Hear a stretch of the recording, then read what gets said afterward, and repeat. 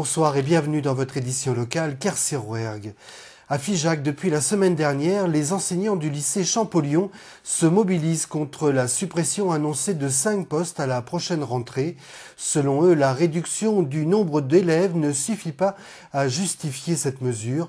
Dans le Lot, Christine Ravier et Jean-Pierre Jose. C'est une véritable saignée. Les professeurs du lycée Champollion de Figeac sont remontés contre la nouvelle carte scolaire.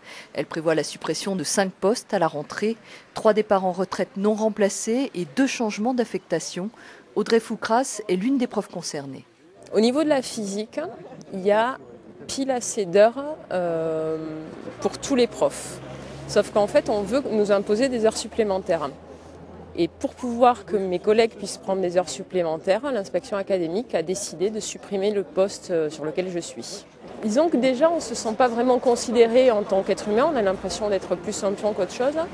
Et dans un travail où on s'occupe des autres, c'est quand même un peu blessant. Autour d'elle, des enseignants solidaires qui estiment leur métier menacé. À force de subir des suppressions de postes, d'être mis dans des situations précaires, on a des collègues qui y croient de moins en moins. Et vous avez un enseignant, quand il ne croit pas trop à son métier, il n'est plus en état de motiver ses élèves et de les faire travailler correctement. Ça déjà, ça se répercute sur les élèves au final. Et puis ce sont des élèves aussi qui vont avoir des classes surchargées, qu'on va mélanger suivant les séries pour faire une même matière et qui n'auront pas l'enseignement forcément adapté. Pour la proviseure de l'établissement, l'inspection se base sur une baisse des effectifs. Il passerait de 611 en 2010 à 564 en 2012.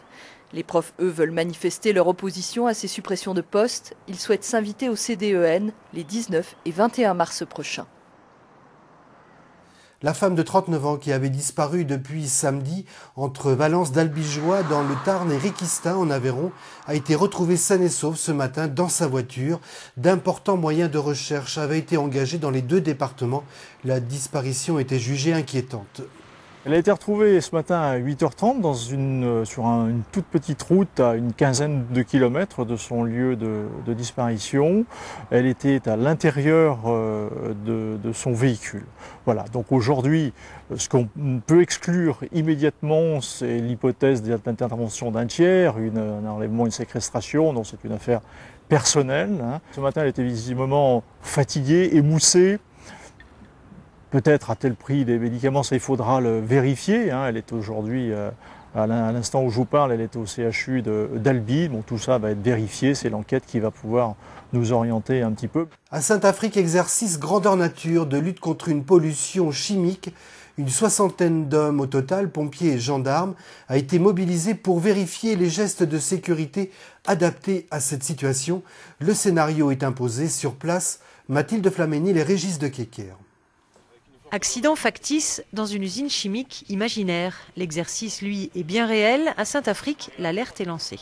Il y a une personne qui est blessée au sol, que je vois moi à distance, mais bon, il y a une forte odeur d'ammoniac, donc je ne peux pas m'approcher du véhicule. Ici, pas d'improvisation. Pour les pompiers et gendarmes en manœuvre, le scénario est imposé.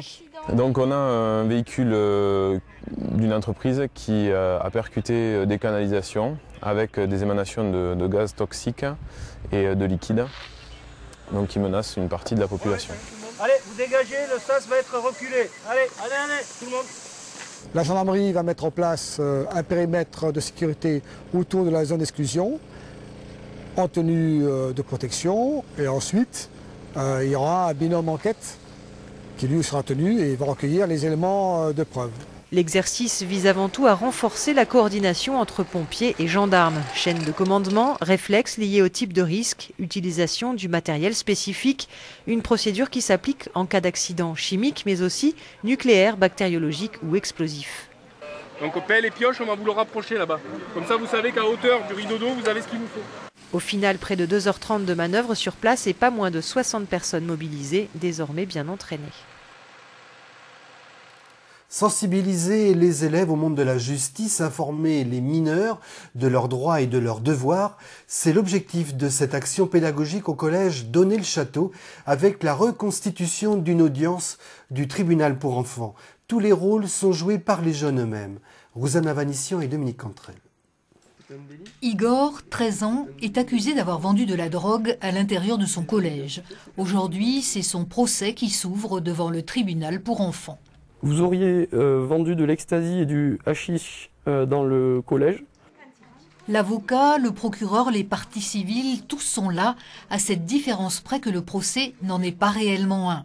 Il s'agit d'une mise en scène, tous les rôles sont incarnés par des élèves de 4e. Je trouvais ça très, très enrichissant et on peut se rendre compte de comment ça se passe en réalité.